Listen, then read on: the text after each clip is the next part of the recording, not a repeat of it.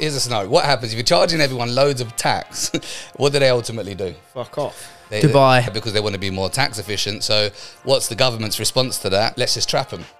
If you decide you're going to go to Dubai, we will charge you capital gains tax on everything you've got as though you've disposed of it, even though you haven't. What are your views on rent to rent? Obviously, me and Luke run a rent to rent business. Rent to rent can be an incredible bit. Like my missus runs a rent to rent business, does very, very well. But you really need to understand your market, start with the demand rather than start with the supplier. So getting direct bookings straight to your property before you've even got the property. The biggest advice I'd say is get yourself a property tax specialist and don't be tight on. And lots of people are like, oh, I don't want to pay for my accountant. I'm like, bro, you're going to pay. Like, you're going to pay if you don't get one. You pay the tax, you're going to pay bad if you don't get one. Yeah, that's as the saying goes, if you think education is expensive, then try ignorance. One thing I've learned as I get older in life is that there are some interesting characters out there on the planet. Just be careful who you get into bed with in a business sense.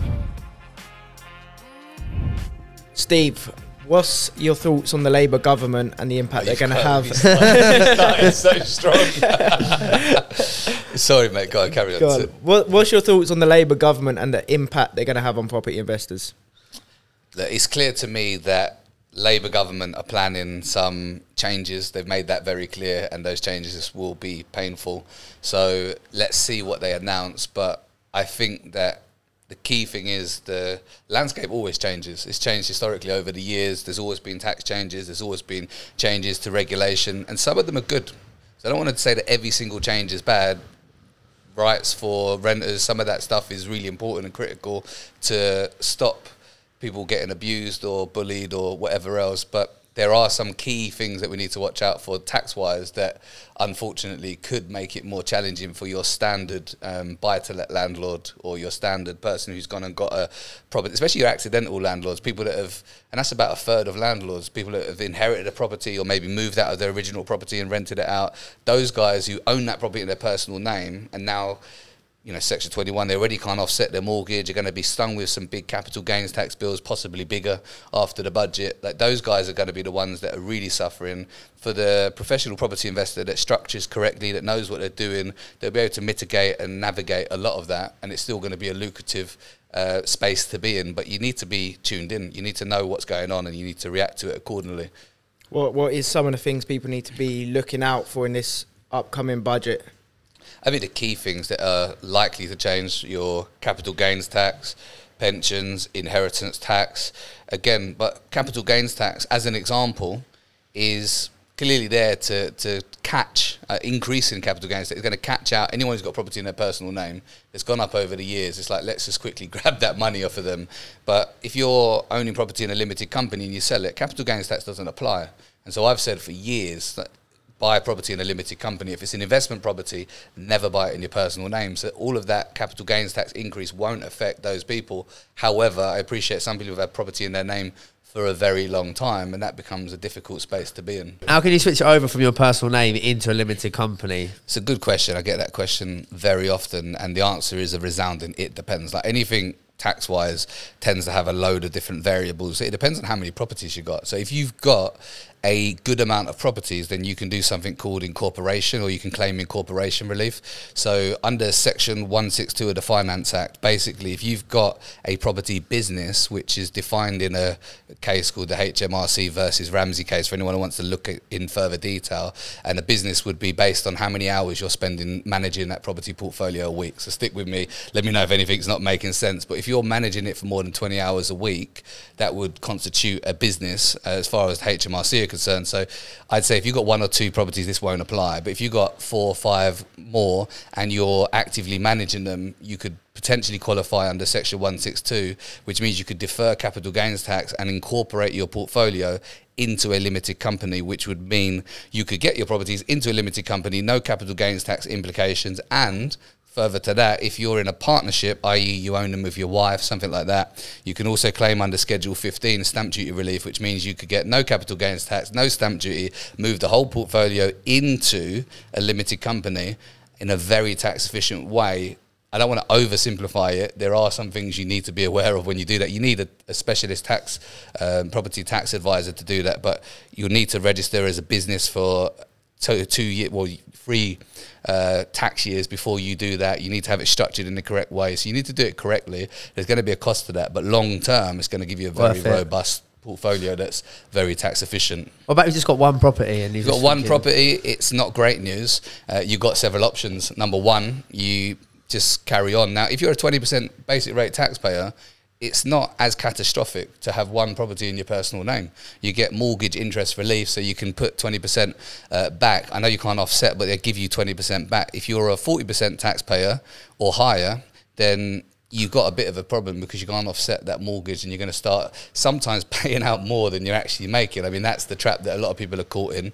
And you've got options. You either ride it out and hold on to it, you sell the property and dispose of it. You've got to pay capital gains tax on that though, right? But then you've got a potential capital gains tax event. You've got potential stamp duty when you reinvest. So it's not ideal. Or the third option, which is suitable for some people, is you set up a separate limited company to manage your own property. So if you've got 1, 2, 3 properties, you might have a limited company that's a property management company or a PMC that manages your own property, and some of the property profit is realised over here. So let's say you're earning, I don't know, £55,000 a year with your property income, but you can justifiably charge £5,000 out for management, as an example. That might bring you just under the threshold and put you in a nicer space. But you've got to do the sums on that and make sure it's feasible. How much is capital gains tax at the moment? At the moment, it's 18% and 24% for a basic rate or a higher rate taxpayer. So that was dropped earlier this year, the 24% from 28%.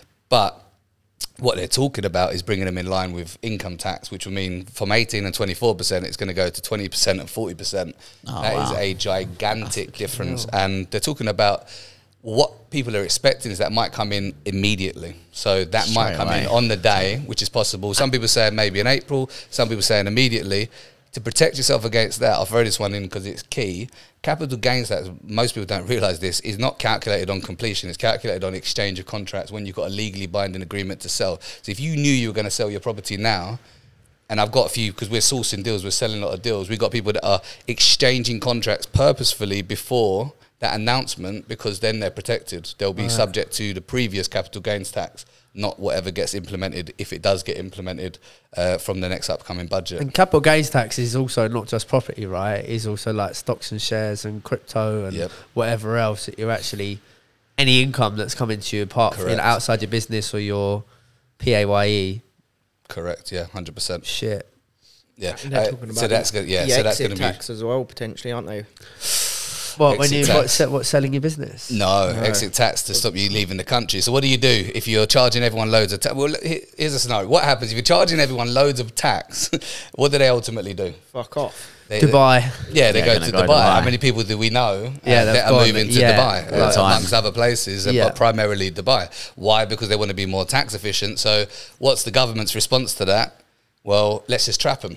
So what they're saying now is, if you choose, this is a think tank, this hasn't been, but there's a think tank now that's saying this is what we should do from Labour government, that this is one of the things they're considering, is introducing an exit tax. If you decide you're going to go to Dubai, we will charge you capital gains tax on everything you've got as though you've disposed of it, even though you haven't.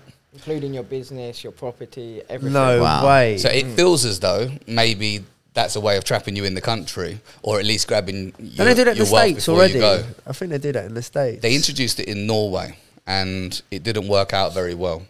The revenue that they expected to generate, they generated, I think it was 33% or 40% less. I think it's 40% less revenue than they anticipated they would generate because they increased taxes, introducing an exit tax, but the people still left. So you had like the billionaires of the country just were like... It should just lower tax and then people would have stayed. Well, this is the thing, it's an interesting... If you look at countries that have like lower corporation tax, like take Ireland, for example. The 3 countries with the lowest corporation tax in Europe are Ireland, Hungary and Liechtenstein. Or Liechtenstein, always got to say that one right. But if you go to Ireland, 12.5% corp tax, right? But what happened when they did 12.5% corp tax? Facebook went there, Google went there, all these big companies went there. So what happened to their economies? They thrived.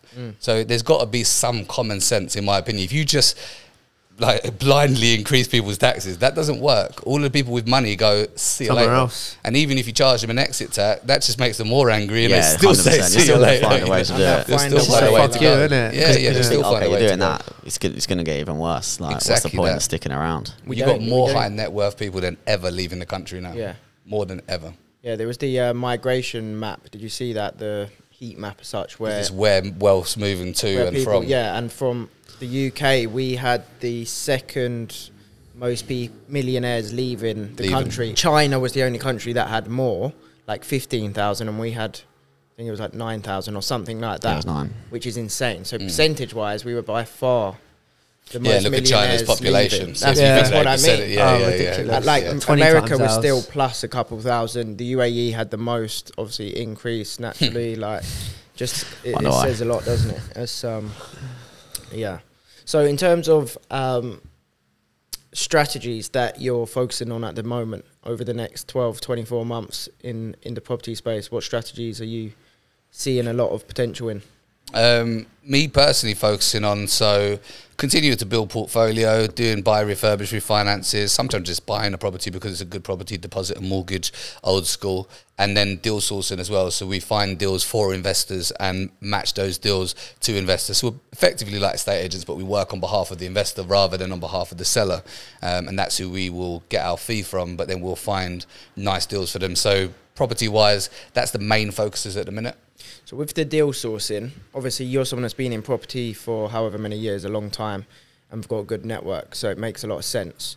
A lot of people coming into property, especially if they haven't got a lot of cash around them, one of the first things they're drawn to is deal sourcing. Is it as good an opportunity for those people that are new, they don't have a good network, they've not got experience in property? Yeah, deal sourcing is a great business opportunity. The challenge that you got is people underestimate the fact you still got to fucking work. Like, if whatever strategy you do, it's not like you just do some compliance, make a website, create a business card, go to bed, and then in the morning money's dropping into your account. And that's but I see it a lot. People expect it to be easier than it is. It's hard work, but it's going to make your life a lot easier. It's hard work to build a network in a space. It's hard work to go and build the knowledge to understand how to analyze deals or monetize deals. But once you've done that, your life is exponentially easier. So you just got to take the time to actually get the education, build the network, take the action. And that's the bit that, so to answer your question, yeah, it's a great strategy. It's incredibly effective. I see people that have gone and in 3 months from standing start made £90,000 profit in their business. You can't do that with too many businesses. And when you're sourcing, let's say you spend £1,000 on your compliance and getting your business up and running. When you're sourcing, your first deal that you sell, you're in profit. What business does that? Yeah. What business is your first deal that you ever sell? You're in profit. Normally you're trying to recover your stuff over the next couple of years. So it's a phenomenal business, but it does separate people out because you've got people that go in, just go all in and just get on with it. And like any business, get the rejections, get the no's, build the resilience, take the grit and keep going. And you've got people that try for a week. When I say try, sometimes they do like an hour here and there. They don't get the response they want straight away, and they just leave it. So great business, but you know, you've got to take the time to understand the compound your effect market. of it is good though. Compound effect of deal sourcing, like over time when you build up that list of investors, and it will pay dividends. It's just it's like any business at the start. It's just getting those first ones across the line, really. But some people 100%. Give up way before then. They just And do a lot a of few it's Facebook up posts. here. A lot of it's, I mean, because obviously I coach a lot of people. I've done thousands of hours of coaching, and one of the strategies that I coach on is deal sourcing. A lot of it's this. People go, why would someone buy a deal off of me?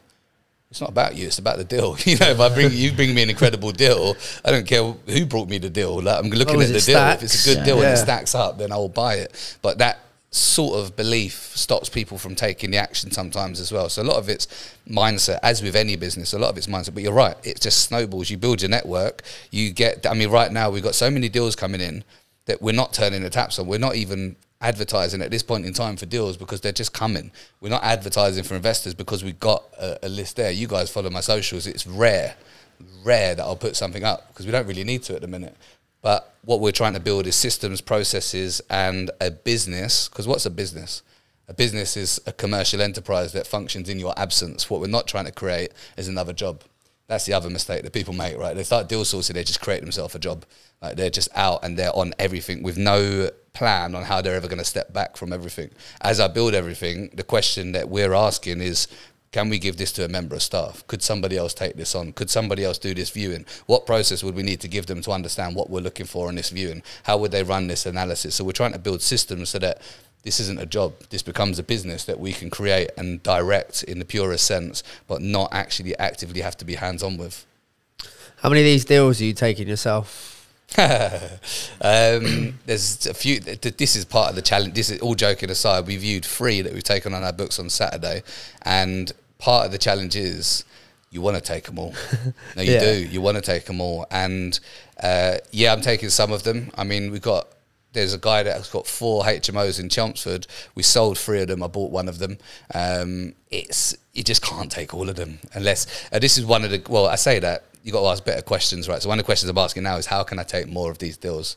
And so what I've got at the minute, very fortunate on social media, has got a lot of people that message me because they've got cash and they want to invest. And I'm trying to find, how can I create a win-win where we can utilize some of that cash, create a win for them, but also create a win for us and take on some of those deals. So the plan is to take on more of them. At the minute, take on some of them. I was asking myself the same question, right? Especially when it's quite obvious when it's a flip and it's good profit and it's like, right, investor, we do a flip, you take half profit, I take half profit, or whatever it might be. Same if it's a BRR, where the numbers stack, you can get all your money out, pay your investor back, happy days. But then aside from that, there's a lot of deals that are very profitable, high yield, that, you know what people like. A lot of people are happy with pretty small returns on a yearly basis. So when you're doing things like HMOs where you can get potentially a lot higher yield, there's a lot of money there to still be made. So I was asking that same question. How would you look to structure that? And the person that actually I got drawn back to was Grant Cardone. And I feel like he's kind of doing something similar where he just gets people tied in for, I don't know, 5 years, 10% a year over the next 5 years. If he can go and earn 15% yield on something, then happy days, he's making that 5%. And there's no BRR, flip, etc. It's just holding on to the asset, which obviously then equally goes up in value. You're either then going to retire him back in, or at that stage you can refinance, pay him back, etc. That's as far as I got in my thinking. But what's your thoughts around that? Do you know anyone personally that's utilising other people's cash to do these sort of longer term deals? Yeah, longer term. Yeah, I do, to be fair. I know people that structure like a loan note type of agreement where they'll take a long-term investment from an investor and they'll pay them back, usually like and there's different ways to structure this, but like a interest payment at the end of each year and then a bonus payment at the end of the 5th year or the 7th year, depending on how long they do that for. Personally, I've taken a lot of money from investors, but generally for short-term deals. So doing something up, adding value to it, refinancing out. You know, I've got 2 investors that invested in a deal with me at the moment for a percentage return, but again, that's short term. Look, there's a way to do everything. You just got to get the knowledge and understand how. Like if you take in an investor's money for deposit, that can get complicated from a lending perspective because the lender's going to say, well, you've got lending upon lending. That makes it 100% loan to value now. So there's ways you might have to structure that where they're perhaps essentially shareholders of the company rather than people that are just loaning money to the company. But I do believe there's a solution for that, but it's something we can obviously look into, Joe. So in terms of some structuring of deals with investors, maybe not stuff like that, which gets a little bit more complicated, but in simple terms, for people that are looking for their first investor, perhaps, what's some advice around structuring the deals? Simplest way to structure a deal with a private finance is just a loan agreement. The simplest way is a loan agreement. I know a lot of people get into profit shares, but that gets much more complicated from an FCA perspective. It gets more complicated from having to explain all of the different expenses, outgoings, income perspective. If you just say to someone, I want a set amount of money for a set period of time at a set rate of return, that's a loan agreement. As far as the law is concerned, anyone can do that with their money, so there's no restriction on that. It becomes very simple. So for example, I take money from investors. I pay very good returns to those investors, sometimes as much as 1% a month, which would be equivalent to a bridge, but I don't have the exit fees or the arrangement fees, so it's still better for me. But 1% a month for X amount of months. That's a good way to structure a deal. If you start getting into the profit shares, it's fine, but it does get more complicated. If you loan me money to do a deal and I'm like, yeah, there's 100 grand profit in this deal, but it could be a little bit more if the property goes up in the next sort of few months while we're doing it. Could be a little bit less if we overspend on materials. You're probably going to want to have sight of what I'm spending on materials, where every penny's going, to make sure you know what's going on with the deal. Now, our relationship needs to be quite strong. Our communication needs to be really strong. I've got an additional workload. It's just, for you, it's actually better for an investor, or clearer for an investor, to just know what they're getting and not have to think about it. Yeah, it's black and white. It's like, this is how much you're getting, this is when you're getting it. It's a lot simpler. I'm not saying there's not a place for joint ventures in the purest sense, which is when it's actually constituting as an investment. But remember that investment is when there's a variable rate of return or it's not guaranteed. Now we're falling under FCA regs. Now we do have an extra level of steps that we need to go through to do that properly and professionally. What are those steps? Is it like contracts, or have you got a it's mainly, so if you're going to take on investment from someone where you're taking or giving them a profit share in a deal, then you'd fall under some regs. Specifically, you'd fall under FCA PS 13/3. If you get bored and need some bedtime reading. But in that document, what it will say is that you need to either be high net worth or a sophisticated investor, as defined within that document. And so you would need to qualify your investor to make sure that they know what they're doing and that they can afford to do it. That's basically the crux of it. And of course, like I said, there's the extra layers of communication, of being able to demonstrate your numbers, of being able to provide that certainty and that comfort for your investor along the way. So it's not that you can't do it, and a lot of people do it incredibly successfully. My preference is just loan agreement. You know what you're getting. It's my responsibility. I've got people that give me loans on property deals. I say to them, do you want a monthly update to know how it's going on? No, you just let me know when you got the money back. Cool.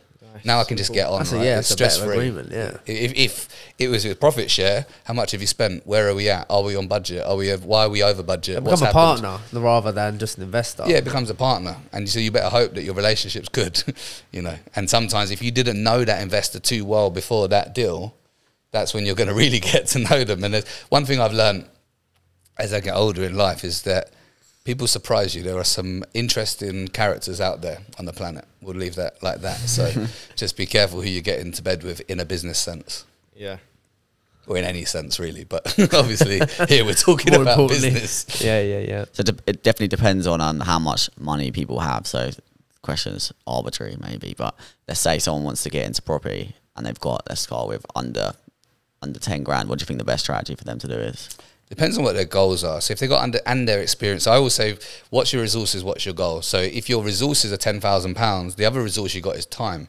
So people say, I want to start a deal packaging business, but I'm working as a consultant 60 hours a week. I'm like, okay, good luck with that. You know, you might want to look at something else. Maybe you want to get a deal sourced rent-to-rent deal that will run passive income for you. So it depends on your goal. What do you want? Is it cash flow? Is it to build a portfolio? If you're looking to build a portfolio, you might go down the private finance route. But then again, what's your resources? Do you have the knowledge to deliver that sort of deal? Or can you get the knowledge to deliver that sort of deal? So it's not a clean-cut answer, what should you do? But I'd say your options are usually use private finance to buy property, start a deal sourcing business, go down the rent-to-rent route, but it will depend on what the outcome you want is and what the resources that you've got are in terms of time and knowledge as well. What are your views on rent-to-rent? Obviously, me and Luke run a rent-to-rent business, and it's not gone to plan, shall we say. What are your views? Rent-to-rent can be an incredible, like my missus runs a rent-to-rent business, does very, very well. It can be an incredible business, but you really need to understand your market. You need to start with the demand rather than start with the supply. So getting direct bookings straight to your property before you've even got the property. And I think the challenge is, as is with the world today, if you go on social media, you're going to see people going, yeah, rent-to-rent's great. Someone's going to go and rent any old property. I'm not saying this is what you did, by the way. But someone's going to go and rent a property because it seems to make logical sense to rent a property in that area. They're going to list it, try and get bookings, and it may or may not work. There's an element of chance there. But if you're going and starting with your demand, so if you're using like research tools like Property Market Intel to look at what the average occupancy rates and daily rates in a specific area are, or you're going to land direct bookings from, say, for example, contractors, then you can have a fair degree of certainty before you ever take the property on. Like, I'll give you an example. There's three demographics really in rent-to-rent. in my opinion, the main demographics. Number one is your holiday market. A lot of people gravitate towards that. Now I've got service accommodation properties in the holiday market. It's a good market if you know what you're doing. Number two, you've got your contractor market, which is the people that come into specific areas to deliver infrastructure projects, things like that. And then you've number three, got like your emergency housing stuff with the council and other sort of similar things to that.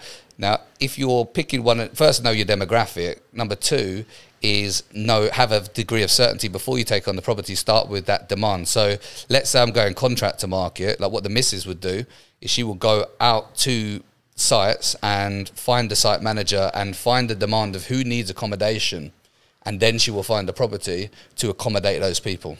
So she knows from day one she's got bookings. And when you've got contractor bookings, you've got much longer bookings, right? So you've got 100% occupancy for the next 90 days, and then you can start filling and prepping to fill the next lot. That's an incredibly effective way of doing it. And if you end up with more bookings than properties, let's say I go out on site and they say, yeah, we've got 10 people that needs housing and I can house 5 of them, that 5 people that you can't house still has a massive value to it. So then what do? You go and contact other people that got service accommodation properties, say, I've got a 6-month booking or a 3-month booking. If you're interested, it's 15% management fee for me to pass that on to you, because that's what you would have paid Booking.com anyway. So that's incredible. I mean, there's 2 sides to that. So you got your rent to rent, but then you got your management. But when you got the demand, there's a value to that as well. You can charge very good money for that. I feel like we struggled obviously with Brighton. It's definitely a more driven holiday market. We didn't really invest time into getting the direct bookings, and the tax thing, once you hit the VAT threshold, that's what really messed us up.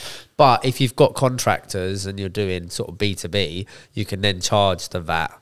You can charge the VAT, yeah, that's a good point. There are some schemes available that are sometimes relevant in service accommodation businesses. Flat rate and, like and the Tom Tom's scheme, exactly, Tom's, which might be useful. But even so, we went on Tom's, but to account that was just absolutely ridiculous, like labour intensive and also the cost to implement Tom's. Challenge with service accommodation is that it's vatable income, and once you push over the VAT threshold, it becomes difficult for some properties to sustain a profit.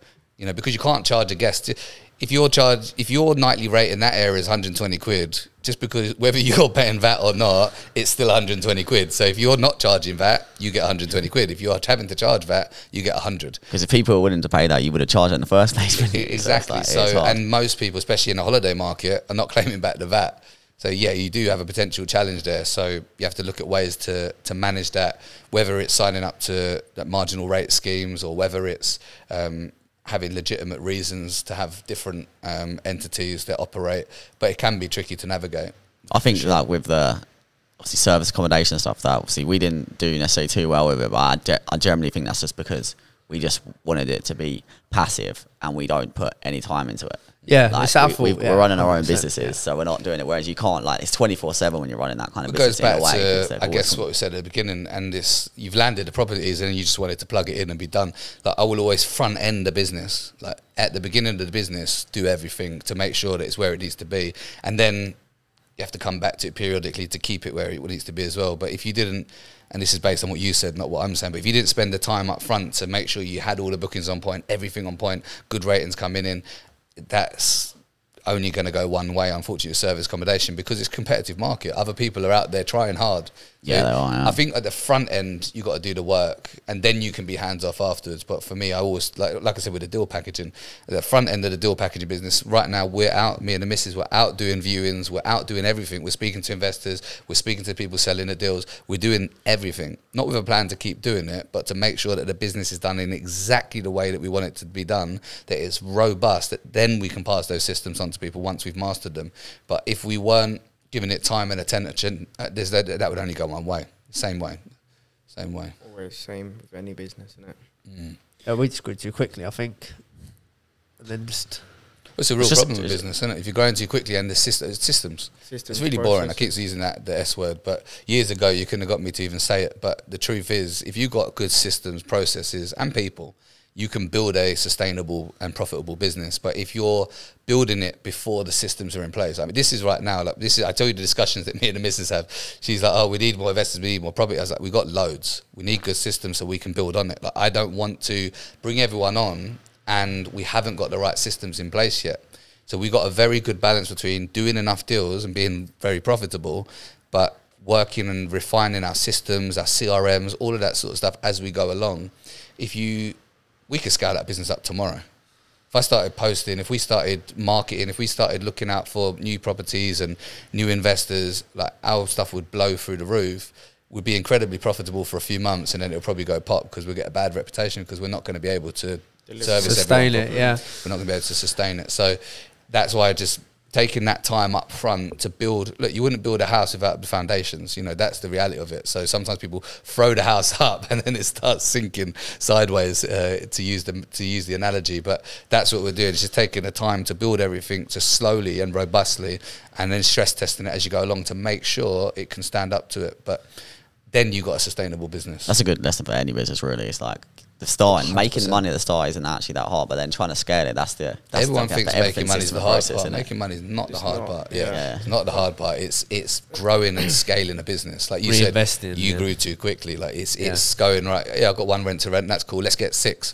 That's literally what we've done. 6. Yeah, that's literally what we've done. Yeah. So you got 6 rent to rent. So you're like, oh fuck, what? There's too much going on. You know, I'm busy with my work. Yeah, this is literally that's a short story of what happened with our business. Yeah, and so, but what you proved was I can go out there and get it. Some people fall down before that hurdle. They go, oh, it's so hard to get it. What you proved is, I can go out and get the properties, but you might have almost been better with, and it's boring, but getting one and just going like, let's just tweak this to the point where this is incredible, and then we could just plug everything else into the same system. And then you could have kept, right now you might be going, oh, I've got 20 rent to rents and it's running so smooth.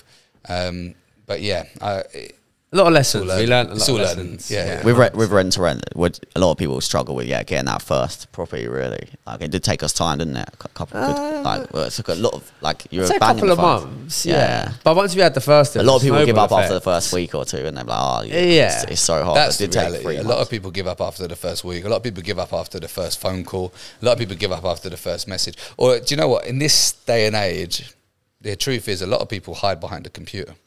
That's my big bugbear with any business, whether it's deal sourcing, whether it's rent to rent.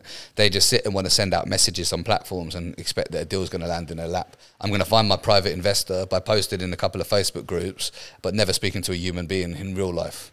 You know, you have to go out and pick up the phone as a minimum, or go and actually meet people and speak to people. And admittedly, that takes a bit of cojones, which is a technical term, but admittedly it takes a bit of cojones, but that is the defining factor a lot of the time between success and failure. It's the ability to go and do something, and I think it probably comes down to, I'm speculating, but I'd say with a fair degree of certainty, it comes down to people worry about what other people think.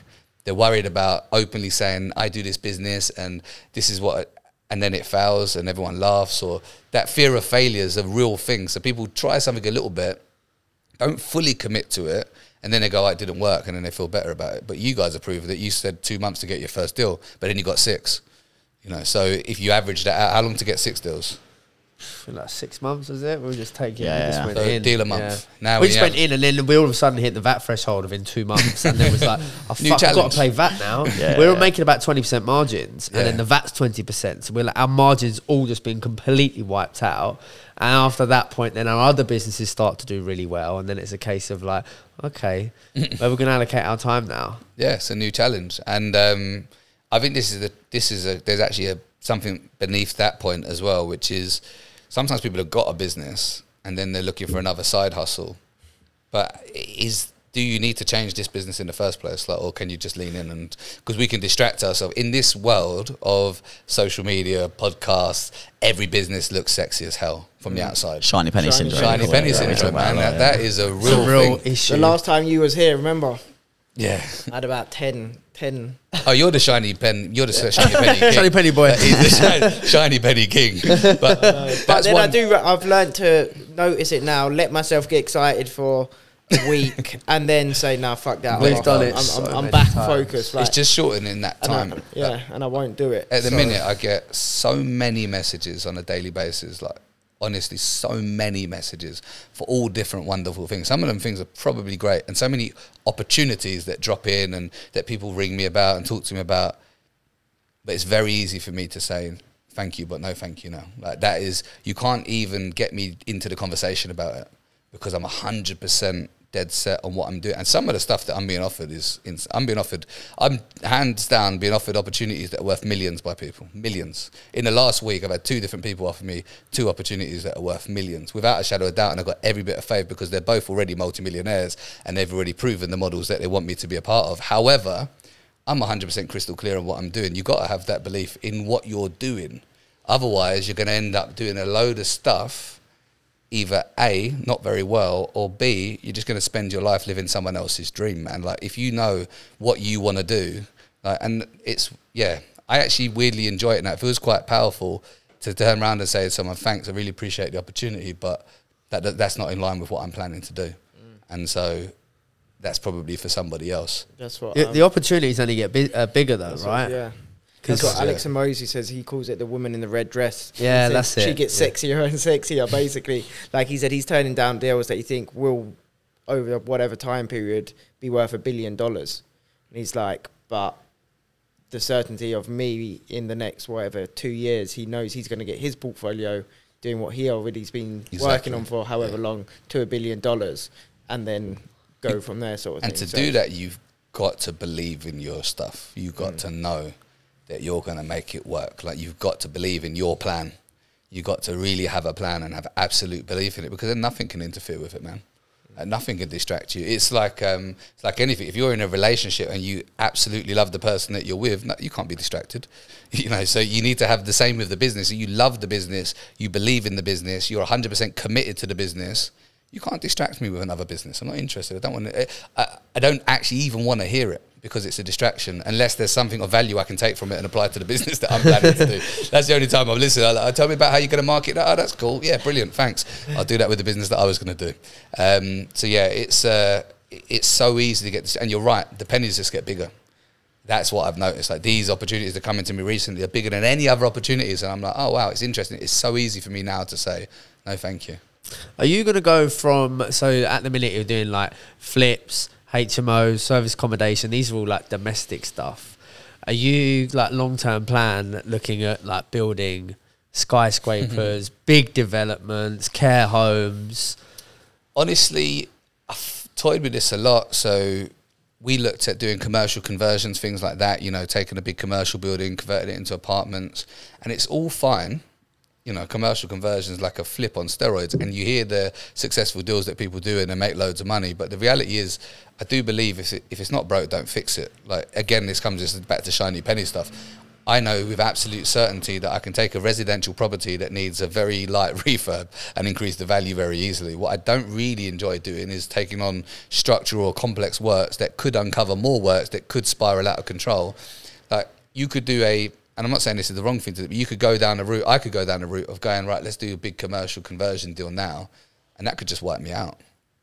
It's too much risk. Like, I think you've got to have like a risk versus reward that's out of balance. Like, the risk has to be low, the reward has to be high. And I know I can do that all day long with just rinsing and repeating the same model that we do. So we're very good at HMOs, we're very good at service accommodation.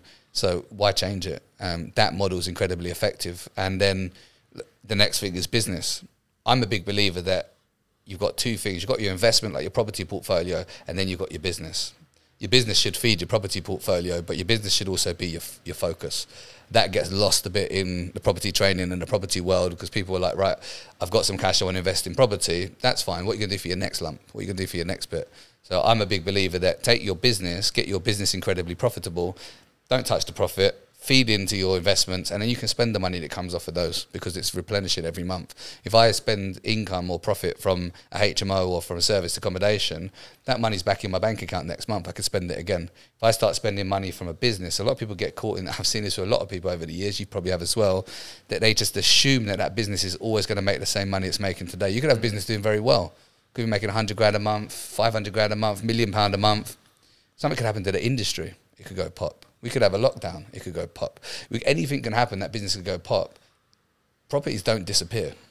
You know, if there's a lockdown or something changes, the house doesn't puff into smoke and just vanish. It's always going to provide a function. It's always going to be needed. And we're in a market where there's less houses than people, so the demand is always going to be there as well. So I just think take that money, put into long-term assets, but we do miss that bit sometimes in the equation. It's like business first and then invest the money from the business. That's my approach. I know there's lots of different approaches, but I think that, to me, makes the most logical sense. They go so hand in hand as well, just tax-wise. And there's a lot of tax benefits to doing that. Once right you as can well. start moving your money between them.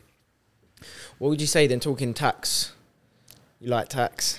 Well, you don't like tax. You like, depends how you word it, yeah. You like the knowledge. Talking you about like tax. the knowledge of tax to I like learning about tax because the return on learning is good. Yeah.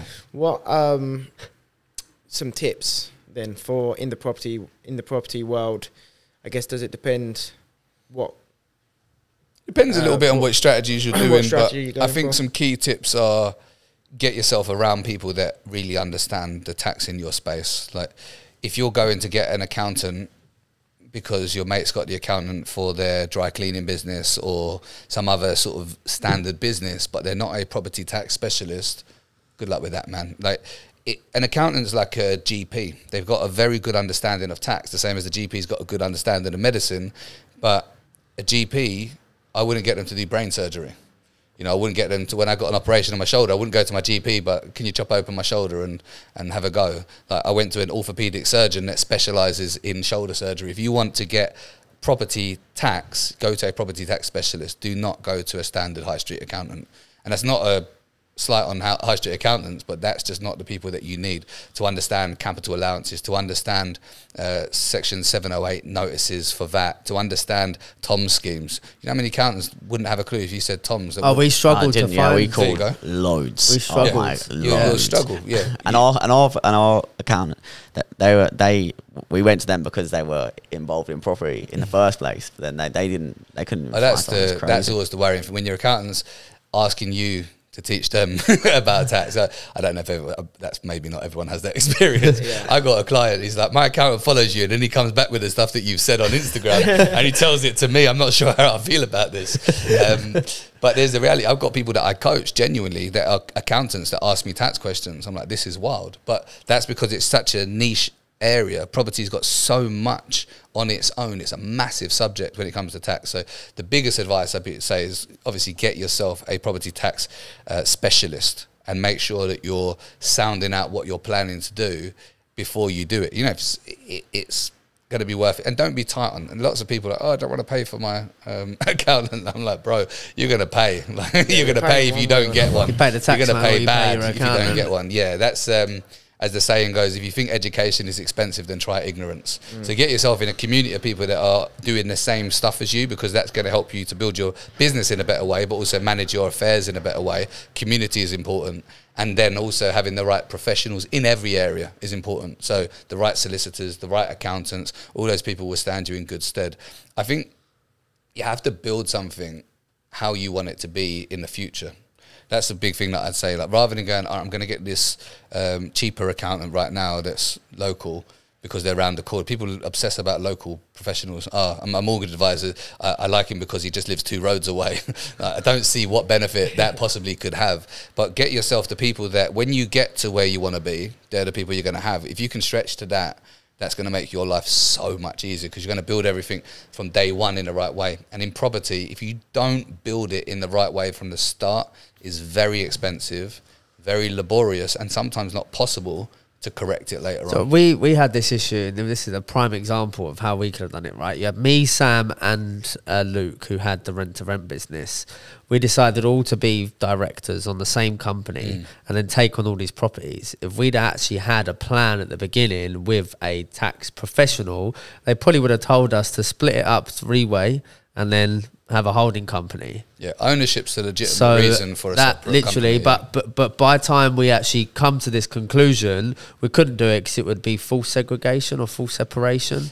If HMRC views it to be an artificial step, then they will potentially... Exactly, but what we could have done is set it up originally. We had 6 properties. If we had 2 each, then we wouldn't have hit the VAT threshold, and we would have made the profit that we would have been making anyway. You might even have been able to have like an overarching company that you were all part of that charged out of the respective companies. But yeah, you're right. Yeah, but we were too late in there. We'd already had 6 properties in the name, and then by the time it's like... I think that's a good thing. Like, goes back to the point, right? If you have if you just get on in the absence of the advice, you're never going to structure it. And like you said, then you get trapped into a structure. If you would have spoke to someone in that space and they said, where do you plan to be 5 years from now, 1 year from now? And then, okay, well, then I recommend that you do is this, this, and this.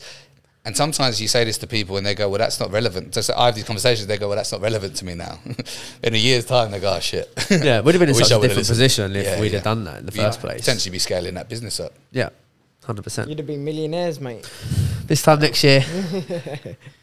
What's this might be a step too far, but trusts, because I'm interested. What's your knowledge around trusts and the benefit around? I don't personally deal majorly in trusts, so my knowledge is reasonable, but it's not something I'd feel comfortable giving you sort of advice. It depends on the type of trust that you mean. Like I've got clients that build discretionary trusts, things like that they put shareholdings of their children into just to future-proof things for them and to look after them. Trusts are an important part of tax planning. I don't want to sit here and pretend to be an expert on trust though. So that's a whole nother specialist topic on it. It's a whole nother, it's never ending. You can go in so many different directions. So one thing I'm always very clear on is staking the limitations of my knowledge before I get myself in trouble. Just to bring it back a second for the listeners. So in terms of accountants or tax specialists, your brokers for different financing, which we'll talk about financing in a sec actually, solicitors, etc. How do they go about finding the specialists and how do they qualify them to make sure, like you said, you actually went to someone, are you in property? Yes, I'm in property.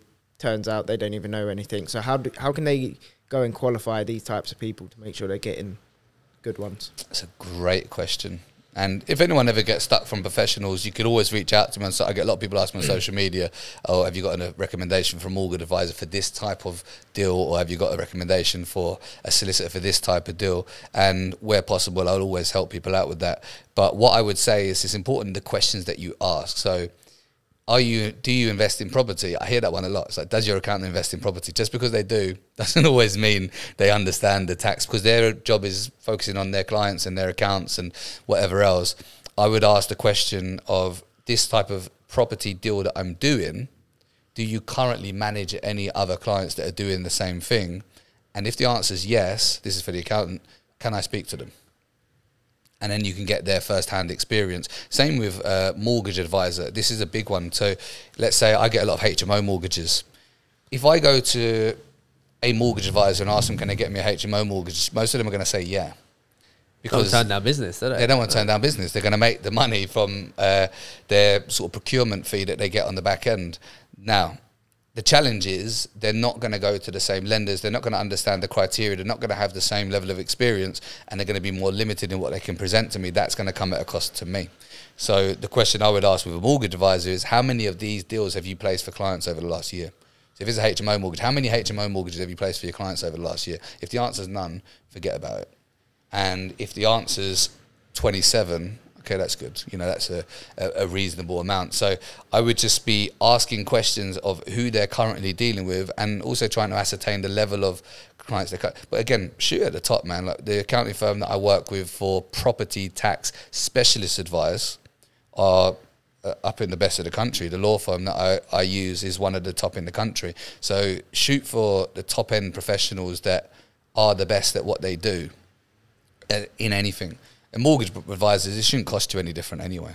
You know, there shouldn't really be much of a cost to that. But any good mortgage advisor, any good tax specialist, any good solicitor will save you more than they ever cost you. And even like at the second, the ones, don't think the solicitors, I don't know, you didn't recommend those ones actually, but the broker, the deal that we're trying to get through at the second, we have to exchange within 14 days, which is obviously a tight time frame. That's tight. Them auctions are usually, 28? Mm-hmm. So everyone that had gone to view the deal couldn't purchase it. Even cash buyers saying they couldn't purchase it because they couldn't get through in that time frame. So just by having those good contacts, it's allowing us to buy an unbelievable deal. It's the difference between having a deal and not having a deal. Exactly. It's the difference between having a deal and not having a deal. 100% game changing. Mm. So financing, different finance options. Obviously people know about a mortgage. What other options is there to fund deals? In the aside from private investors. Yeah, aside from private investors, in the short term, you've got bridging finance. Now, bridging finance is a viable option. So for me, for example, if I'm looking at a deal, like a property I just bought, the first thing I looked at was bridging finance, because I want to know that I'm in a proceedable position and I can get a bridge in indicative terms very quickly. So I just turn around and go, right, I've got this property, I'm interested in it. Can you let me know what the terms are? Can I get a bridge for it? I get the answer, yes. I can go and make an offer and show to them clearly that I'm in a proceedable position. The next thing I did was then picked up the phone and found a private investor. So once we're in legals and we're in conveyancing, then I ring round and say, look, I need to borrow, in this case, I think it was 250k. 250k, I'll pay you this much return. And then if I couldn't get a private investor in time, I could have just proceeded on the bridge. So I use it as like a bit of a safety net. My challenge with the bridge is, now I pay a private investor very well. Like I mentioned before, I tend to pay around the 1% a month. Not many people will pay that much, but I look at it as though I was going to pay 1% a month for a bridge. And for those that don't know what bridge is, it's short-term finance. Probably should have threw that bit out. But I'm going to pay 1% a month or thereabouts on a bridge. But I'm also going to pay a 2% arrangement fee, a 1% exit fee, plus their legals, plus the valuation. So that 250k, I've now got an extra £10,000 plus in fees.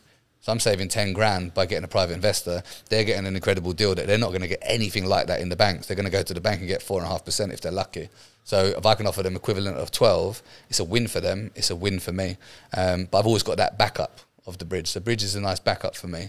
And it is a feasible option if you aren't able to locate a private investor. Everyone says I don't have a private investor. Well, people don't ring you up and just say, can I give you money to invest in property? You've got to get out there and find one. Yeah. How much you have to put in if you want a bridge loan? Like how much do you have to put in a certain percentage and they put in a certain percentage? Yeah, it depends. There's so many. It's a complex area of lending, especially because it's large parts of it's unregulated. But a lot of it will be 25% deposit, 75% loan to value. That's quite common in the bridging space. However, you will see people that will do things like first charge on your property to leverage more cash towards it, as well as a first charge on the other property if somebody's got an unencumbered property.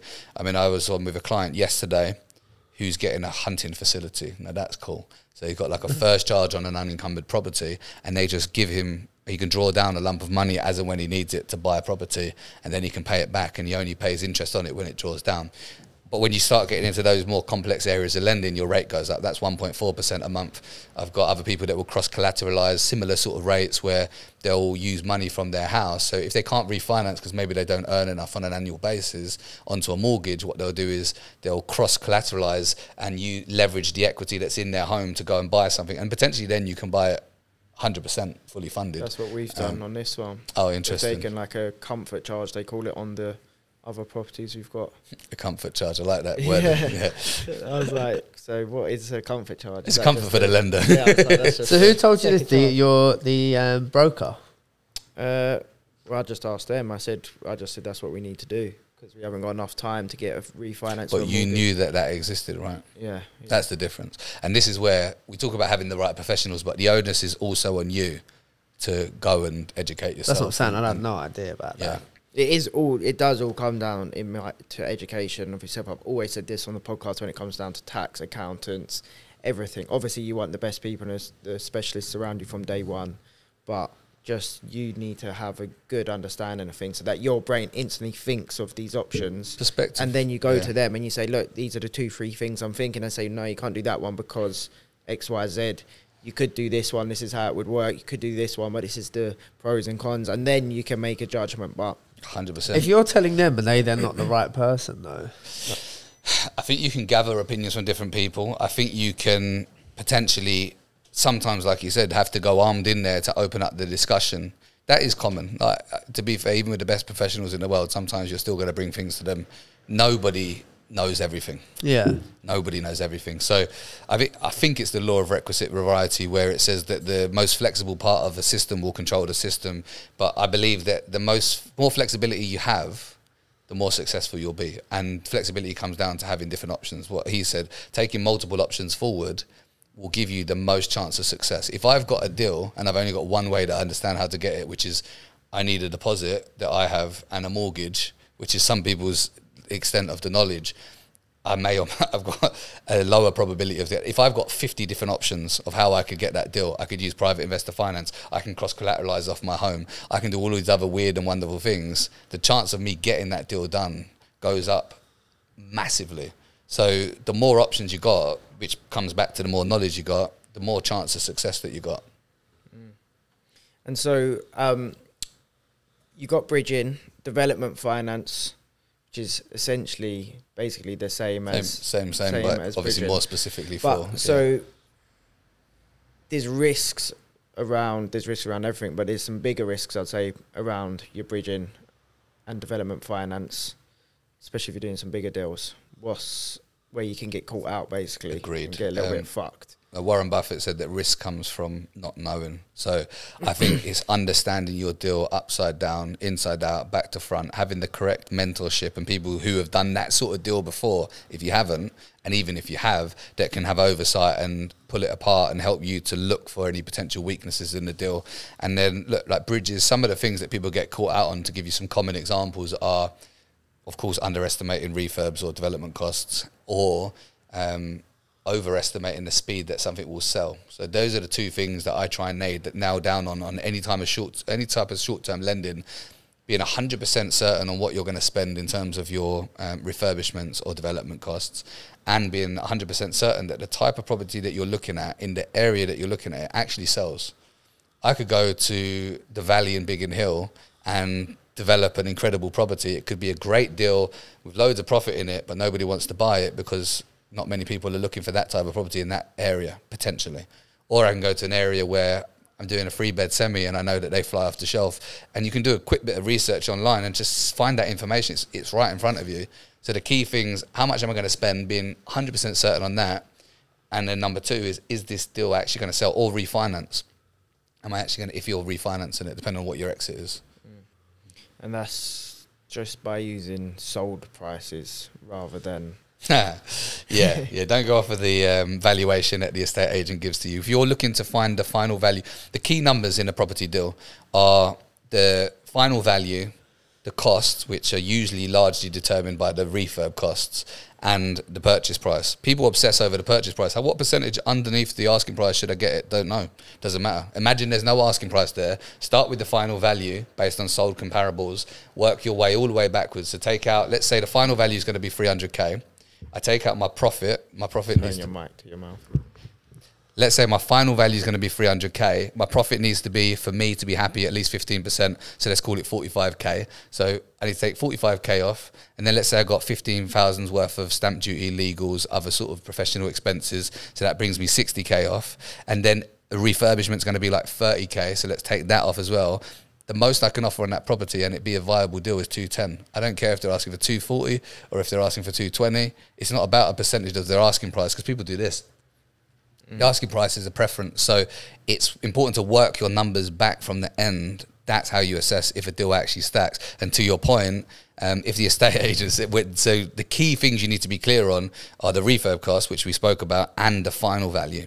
And the final value should be valued in a way that a valuer will value it, which is based on sold comparable properties within the last 6 to 12 months, within quarter of a mile to half a mile, that are equivalent in standard. So it doesn't matter what's on the market, people are trying to sell. Don't look at for sale properties. Oh, there's another one on the street that's selling for 800 grand. Doesn't matter if the other 3 in the area sold at 750. 750 is the value of that property complete. So it's important to focus on sold prices. You can have a look at like the Red Book valuation method, which is what an actual RICS sort of chartered surveyor would use when they go around to the property, but it will always be based on sold comparables within the area or within the locality. How do you work out how long something's been on the market? Because I know on, let's say on Rightmove, you can see when it was listed.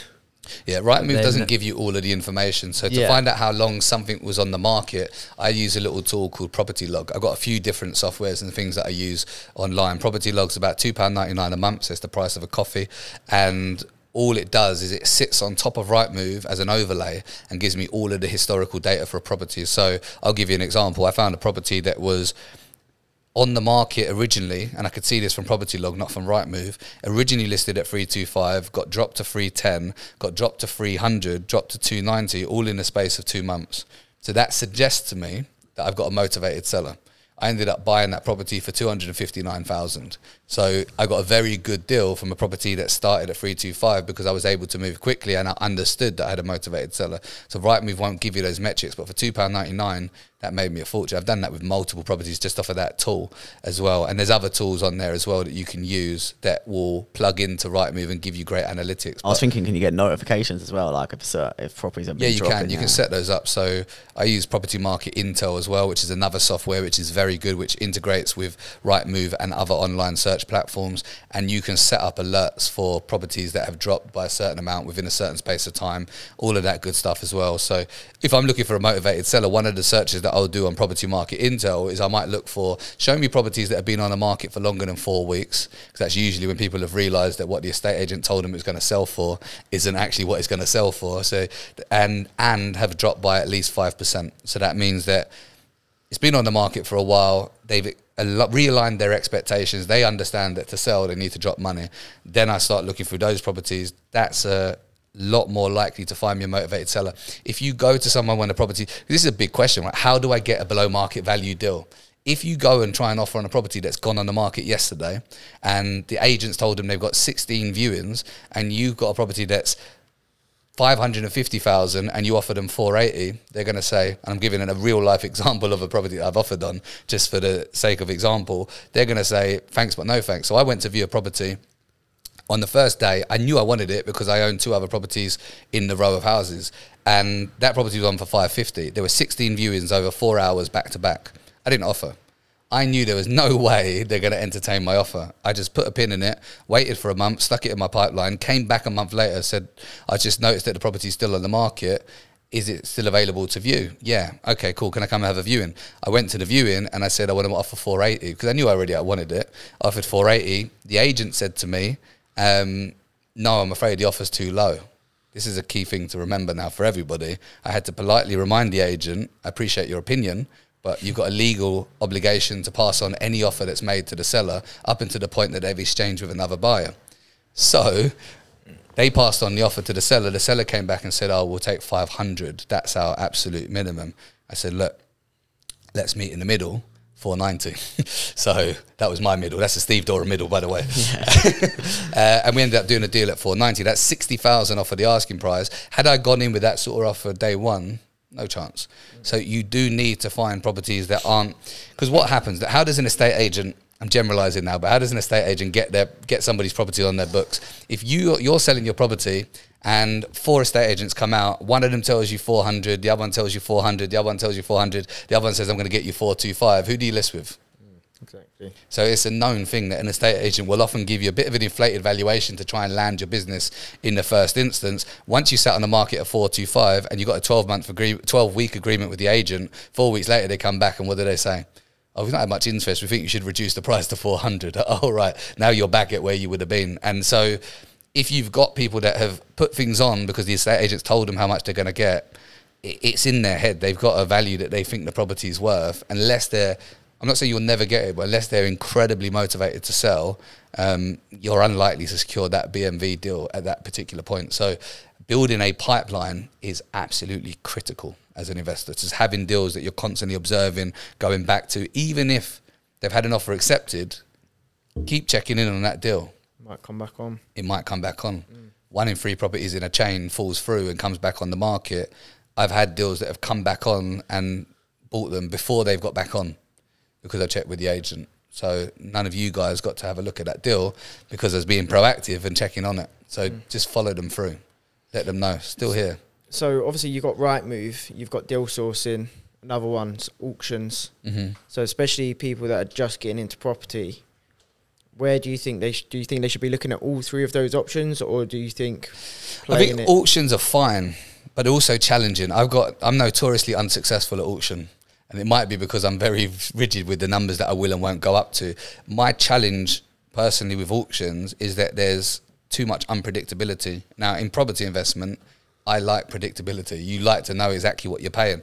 Now, I'm not discrediting auctions because you can get some phenomenal deals at auctions. You need to know what you're doing. So let's break it down and go through what you'd actually need to know. Number one, there's two things to watch out for. Number one is the brickwork. You need to have a look at the property and make sure it's not got subsidence, falling down, or something's not critically wrong with it. So take your tradespeople, take your builder, take whoever you need to take to get a proper rundown of that property. Number two is the paperwork. So make sure you've scrutinized the legal pack and you're not getting caught out for anything.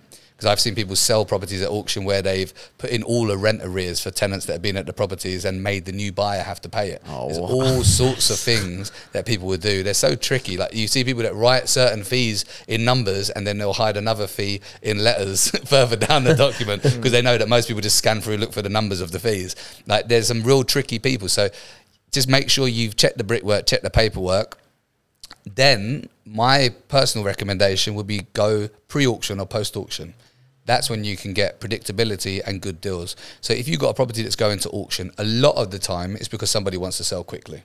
So if you can go pre-auction and secure a deal from them, you can then agree with them to still buy under auction conditions. They still get their quick sale.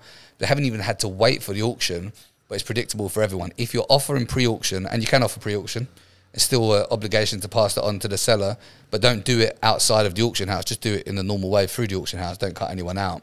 But if you're offering pre-auction, it's important that you say that you want to buy the property. This is your offer. You're not going to bid at the auction.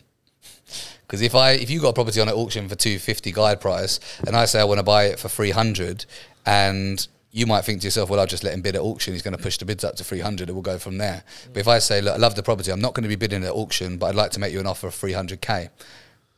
Now we've got a potential for a deal. And it's also important what you offer if it's pre-auction, because there's key numbers that you got to think about. Number one is the guide price. Number two is the reserve price. Everyone sees the guide price and go, oh, there's a property on auction. It's 250K. No, it's not. It's a guide price, 250K, yeah, which gets a lot of interest in the property. It's like eBay, you know, just list everything at 99p all the time. You got to do it. Exactly that. Yeah, so it gets a lot of people interested in it. Now, the guide price, the actual real number that matters is the reserve price. The reserve price is the price at which, once the bids get over that price, the property is legally on sale and the seller can't pull out. And the reserve price cannot legally be more than 10% of the guide price. So if you've got a property on the market for 250K, you know that the reserve price can't be more than £25,000, and usually it is thereabouts. So that would be 275,000 is the reserve price. So I know then if I'm going pre-auction, if I'm going to go and buy, and you weren't going to sell for less than 275 in the first place, I'd probably best to make my offer more than 275 pre-auction. So I might want to make it 280, 285, provided the numbers stack. Then post-auction is the other time. 1 in 3 properties doesn't sell at auction. So if I'm going post-auction to somebody who needs to sell fast, is a motivated seller, and it didn't sell, now again, expectations might be realigned. I might even get something less than the guide price, let alone less than the reserve price. And I've seen that as well. We had a guy, a client that was guide price 570, ended up bagging it for 540 post-auction. And post-auction before it came back round, because what a lot of people do is relist it. So again, that's where you can swoop in and just say, look, I got an offer I want to make on the property, and I'm still buying, especially if you still buy it under auction conditions. That's very enticing for people. I'll still buy it under auction conditions, whether it's 28 or 56 days, depending on the auction, or 14 days. That can be quite appealing to people. But post-auction, you can bag some incredible deals. So you can just sit and watch what doesn't go through in the auction. If those deals stacks, you've got a few days to swoop in there and bag yourself some incredible deals. Do you go and look at the properties still before, or do you wait until they've not gone through? I'd recommend, yeah. Auction rules: never buy a property you've not seen. Never buy a property in an area you don't know. Never buy a property if you've not read and understood the legal pack. So, yeah. No, sorry, but do you wait until they've the post-auction ones? Do you still look at them before the auction? I would look at them before the auction, because you might struggle to get a viewing on them. Post-auction. How is pre-auction? Like, when do they show you the properties that are going to be on auction? Depends. I mean, you can find some that are quite far ahead. The bit you got to watch out for is sometimes the legal pack doesn't get released till a bit later. I still wouldn't make that offer until you've had sight of the legal pack. So some people, their legal pack's not available till the week before the auction, but you can still offer them. But if something comes on a month before and you're happy with all the paperwork, you can offer them. So, yeah, good question. It wouldn't necessarily be ages and ages before. If you don't bag it pre, you could always wait and see if you bag it post as well. I'm not saying don't bid at the auction, but let's say you found an auction property now and it goes to auction in a month from now. and you go, right, this is the property I'm going to go to auction, I'm going to wait for this auction, you bid on it, you don't get it, you've just lost a month. In investing terms, like for me, that lag time, that downtime is not ideal. And then you go to another auction, you could have the same experience again. So I just want to put more predictability into everything. So you could be offering pre-auction. The other thing is, again, pipeline. You should always have at least 6 deals that you're looking at any one time, because one of those deals could fall out for any reason. I've had deals that I was right up to the point of exchange of contracts and the seller just pulled out because she decided not to move. That's the end of that deal. Like, it's not my deal until it's my deal. So you can have deals fall through for any reason. It doesn't even have to be anything fundamentally wrong. People could just pull out. And so I would always have, so if one deal falls through, you just turn around and go, okay, that's fine. I've got this other one I'll jump onto. So keep a pipeline. So even if you're going to auction, I would have multiple that you've got on your plate at any one time.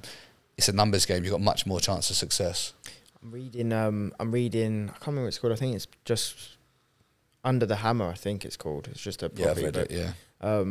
One of the examples they gave in there around the legal packs was someone bought a house that apparently had planning permission. I don't know how this works. Yeah, had planning permission to build another house on. So they bought the land for 400 grand, and then because they didn't read the legal pack properly, found there was like a covenant to say that you could only have one dwelling on the land at any given time. So it means that basically you can't build the house. They couldn't build the house, and so effectively they paid 400 grand for a garden.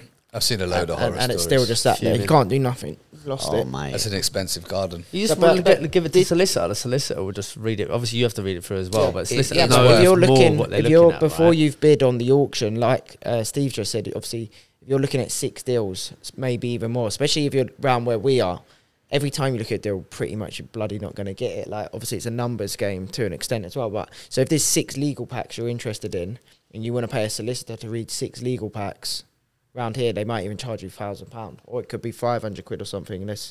So you're not going to do that every time you're just interested in a property for it to not get it. If you're serious, I see the legal pack as it's like an insurance policy. So that's why I always say make sure you've read and understood, because if you don't understand it, then take that bit to a solicitor. Like, you need to understand what you're getting into. But yeah, I've seen there's so many horror stories where people haven't understood the legal pack. Because what happens when someone ends up with a lemon, sometimes they'll try and flog it on an auction. So you've got great deals on there, but you've got to watch out for the unscrupulous sellers that are trying to palm something off and hoping that someone doesn't read the legal pack and doesn't take the time to understand the actual deal. I mean, I've seen people buy properties, not look at the title properly, not realise that the back garden, speaking about gardens, wasn't included in the sale. So they bought the house, but the back garden had been sold to somebody else. You know, there's so many weird and wonderful things like that. It should be regulated more, though, don't you think? It is what it is. Is it caveat emptor? It's buyer beware, and it's your job to do your due diligence. I think it's, unfortunately, the homes under the hammer culture made it all seem so appealing, but the reality is, back in Homes Under the Hammer days, when they were following, you know, when they used to follow people to these auction properties, you get people who would be there like, yeah, the one I wanted, I didn't get it, but another one, so I've bidded on another one, I got that, and then they'd buy it. And because the market at the time was flying up so much in value, they'd do like a terrible job. Yeah, we overspent on the refurb, but they still made like a massive profit. And so it just made it seem like really easy and straightforward. But, you know, even if the odds of getting a lemon were 1 in 10, if you're that one person in 10, you know, that could wipe you out. So you've just got to do what you can. Again, going back to that saying, risk comes from not knowing. You've got to do what you can to make sure you've understood the deal. I would always recommend getting a solicitor to review a legal pack, unless you are particularly competent in what you're doing. Steve, what's the socials where people can find you? What's the ats? The Steve_Doran. On Instagram, on TikTok, and on Facebook as well. You can find me on all of those things. And of course, LinkedIn, where I'm always putting out content. So I'll always put a piece of content every single day with a goal to be educational and informative. So catch me on there. Nice. Appreciate you coming on. Good one. Pleasure. Big Steve.